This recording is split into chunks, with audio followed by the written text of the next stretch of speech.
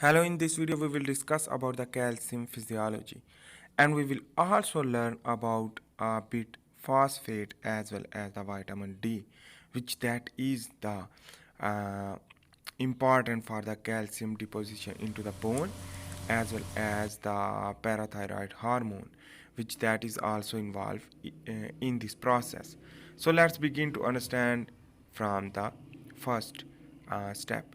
So the vitamin D3 is consumed by the dietary vitamin D, which that is the 20%, as well as the calcium will be absorbed into the lumen of the duodenum, as well as the small intestine, basically duodenum, ileum, and jejunum.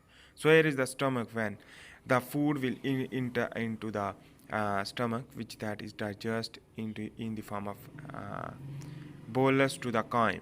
So this here is the dissociation of the vitamin D3 and vitamin D2 basically, and move into the blood circulatory system, as well as the directly bulk of the calcium move by the endocytosis or facilitate diffusion, or on the other hand the direct with the intracellular space of the enterocyte or brush border cells. So after this, for example, 80% is consumed, produce the vitamin D from the skin by light, 280 to 315 nanometer radiation, wavelength of the radiation will produce the 7-dehydroxy cholesterol into the pre-vitamin D3. This pre-vitamin D3 is come from the cholesterol, so the cholesterol is important for it and convert into the vitamin D, and this vitamin D3 is enter into the bloodstream after the cholesterol basically convert into the vitamin D, and this is the lipid soluble. It means that directly diffuse into the blood circulatory system, and this vitamin D which that is enter into the liver. After the entry of the liver, that's vitamin D which that is in the presence of enzyme 25 hydroxylase enzyme, which that is give the hydroxyl group to the vitamin D in the 25 carbon containing hydroxyl group, which that is bind, and this is known as the 25 hydroxy vitamin D.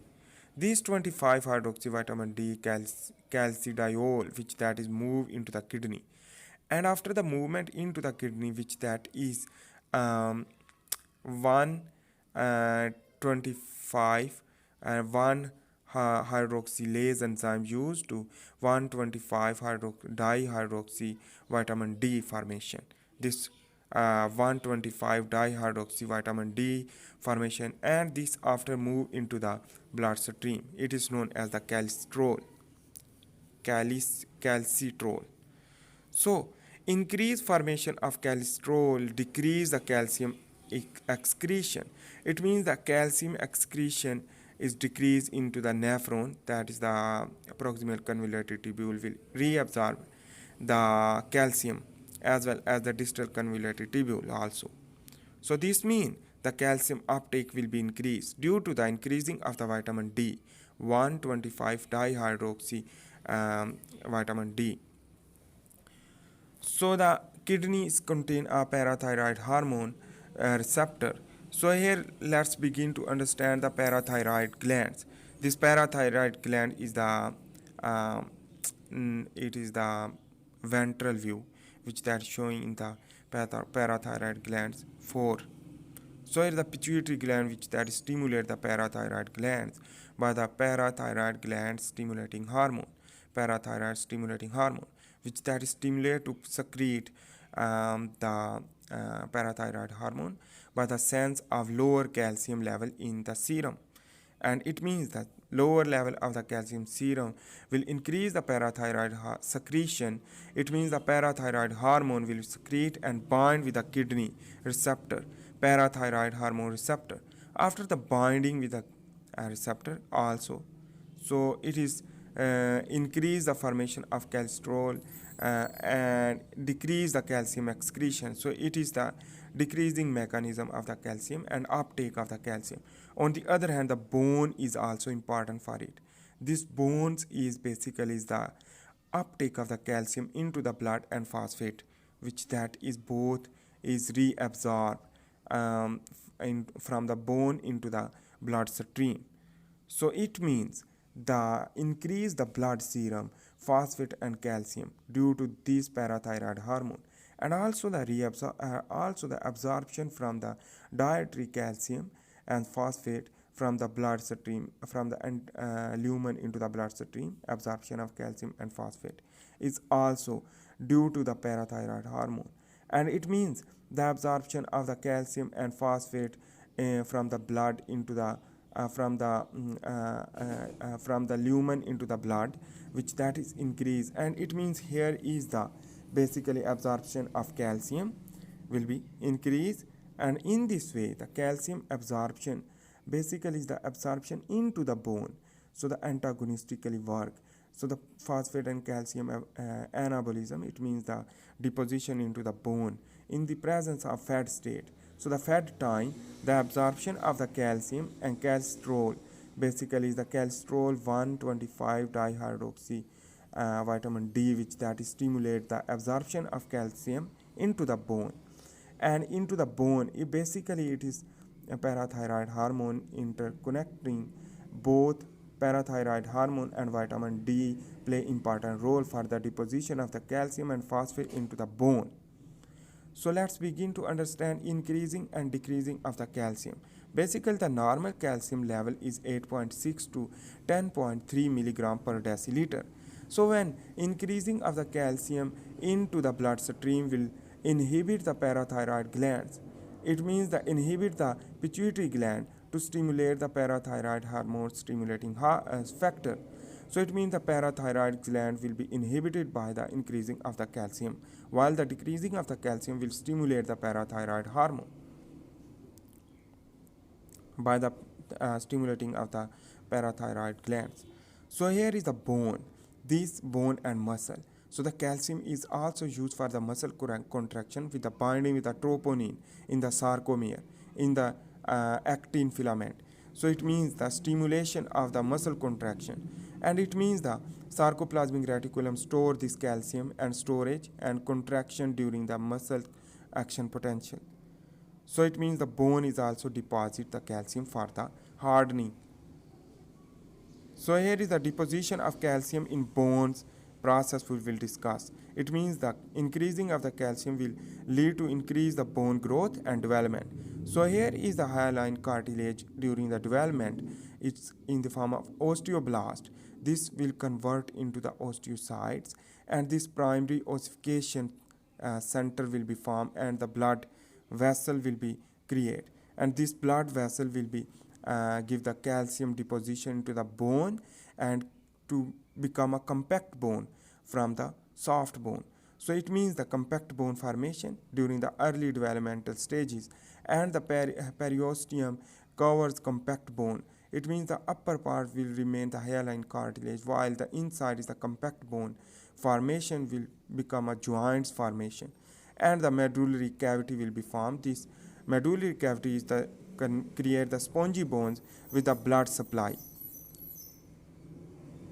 So this was the overview of the bone development due to the increasing of the calcium and increasing of the 125 dihydroxy vitamin D or calcitrol from the calcidiol. So this calcitrol formation. So in this way, here is the compact bone formation and spongy bone formation. This compact osteocytes containing bones is the articular cartilage are present in where the joint is occur. So let's begin to understand the process of the deposition and resorption of the calcium and phosphate into the bone, as well as the uptake of the calcium during the fat state and fasted state. For example, during the requirement, when the deficiency of the calcium in the bloodstream will lead to resorption of the bone. So here is the mesenchymal stem cell, which that is convert into the osteoblast precursor and build bone. And this build bone to become an osteoblast. This osteoblast convert into the osteocytes, and this osteocyte is for the compact bone. So this is the compact bone formation, the maturation of the bone. due to the osteocytes formation. This osteocyte is the compact and store the calcium as well as phosphate.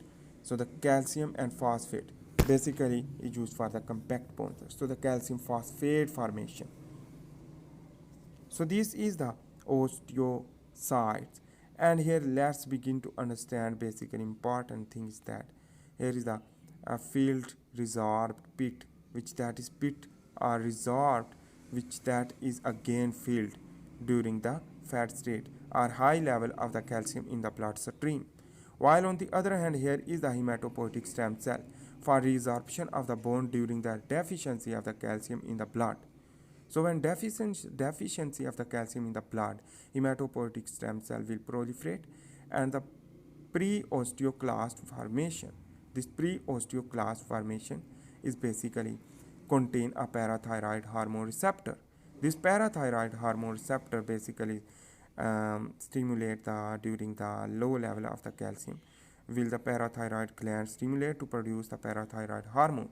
This parathyroid hormone bind with the pre-osteoclast, and this lead to proliferation and rank L factor, which that is produce the rank L. And this is the here is the osteoprotrusion